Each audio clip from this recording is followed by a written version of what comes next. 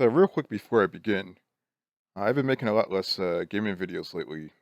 So I do work outside of making videos, and I've been working in quite a few hours.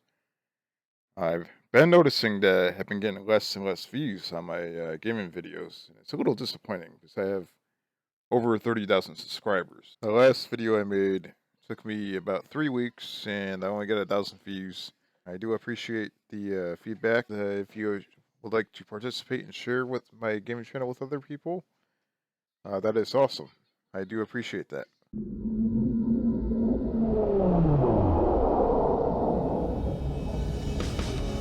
The following is a Gaming Blues Empire special presentation.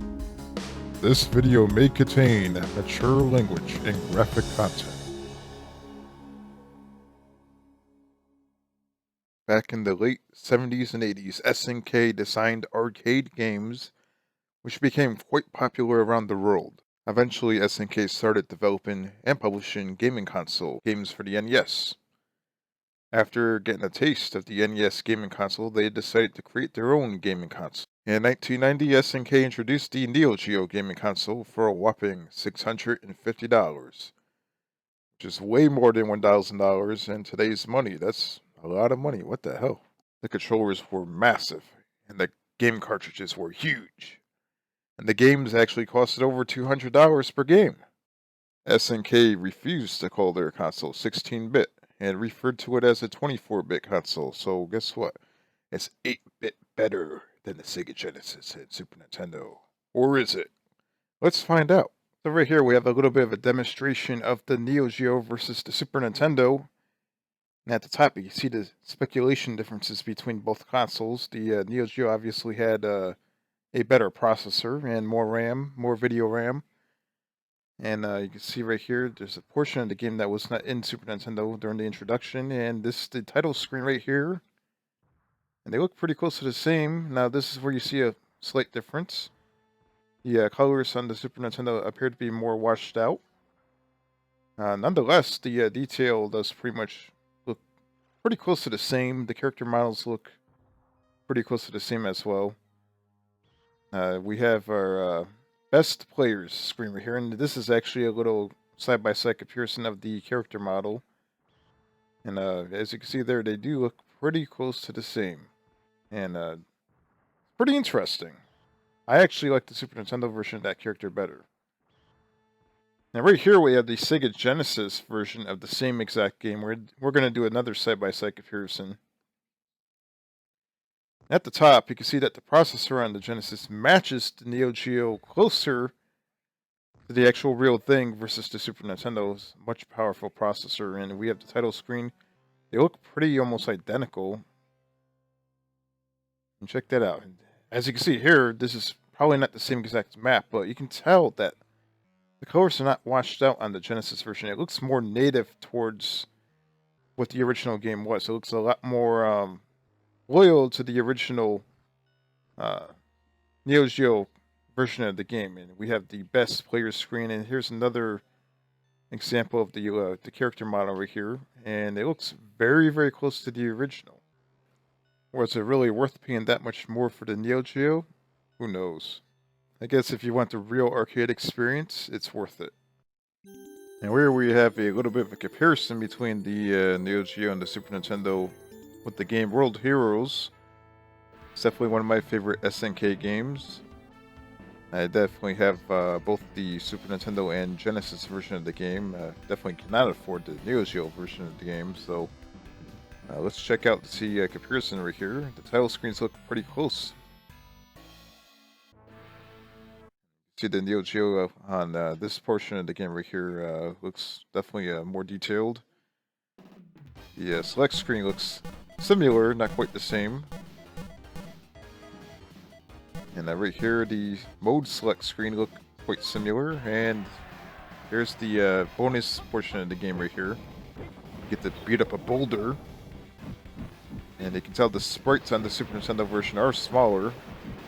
Nonetheless, it actually plays quite well, and it looks good enough for Super Nintendo standards. To be quite honest, the Super Nintendo version of this game is definitely my favorite. The controls are excellent. did a good job porting the game over to Super Nintendo, and the Neo Geo version does have more details, more animation, as you can see there.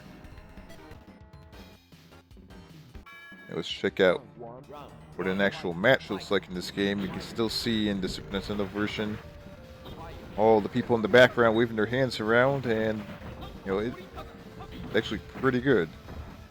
Now, as you can see on the ground on the Neo Geo version, the actual words deathmatch is illuminating, like from bright to dark. On the Super Nintendo version, you really don't see that well. It kind of does it, but not quite.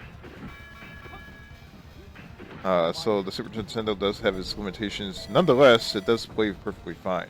It's actually a great game on the Super Nintendo. Great alternative to Street Fighter 2. But you can clearly see the difference between both the Neo Geo and the Super Nintendo version. But would you rather pay $50 for the Super Nintendo version or the $200 or whatever? However, it may cost more than $200. Would you be willing to pay that much more for the Neo Geo version of the game? That's the question. Personally, for me, I'm not seeing really that much big of a difference to even want to pay that much more. And here we have the Neo Geo versus the Sega Genesis, the same exact game. And you can see the title screens right here and see what we got going on here. See if we can fix this. So here we go. We have a side-by-side comparison of this portion of the game right here. It looks a little bit closer to the same. Now the select screen looks very different. The Genesis version looks like a bit of a sloppy port for some reason. And you can see in this portion of the game, the people in the background don't move quite as much as the SNES version of the game. But the game still looks very good on the Sega Genesis. It looks like it was definitely modified in the background, like they kind of changed it up a little bit. The deathmatch words on the mat do not blink. They just kind of stay one shade of color, which is perfectly fine. Some people may prefer the Genesis controller for this style of game, a fighting game. I personally like the SNES version better, but I do love the Sega Genesis better in general, especially for fighting games. Call me crazy, but it kind of looks like the crowd has more detail on the Genesis version. Now, as you can see here, the Neo Geo had a lot of games that appeared on 16-bit consoles, Sega Genesis, and Super Nintendo. But that goes to show you, like, is the Neo Geo worth purchasing back in the day? I mean, I'm not sure. I mean, you can buy both the Super Nintendo and the Sega Genesis for the same price. So the combination of having to own a 16-bit console and eventually going out and buying a 32-bit console, I mean, you're still able to buy Neo Geo games on either console that you buy, the PlayStation or the Sega Saturn. And it may be around the same price, so go figure. The Sega Saturn did cost quite a bit, though, so I'm not sure about that. But Sega Saturn was the ultimate 2D console. It could probably play anything that was on the Neo Geo. That's the reason why there was a lot of King of Fighter games on that console. Ultimately, I guess if you were into arcade perfection, the Neo Geo had the joystick. It had literally the hardware built into the huge cartridges that it had. So if you wanted the real thing, then yeah, then it would be worth buying the Neo Geo console. But yeah, what do you think? Is the Neo Geo console really worth purchasing back in the day? Or would you swing towards buying the Genesis, the Super Nintendo, and then eventually buying the Saturn or the PlayStation? Which way would you swing?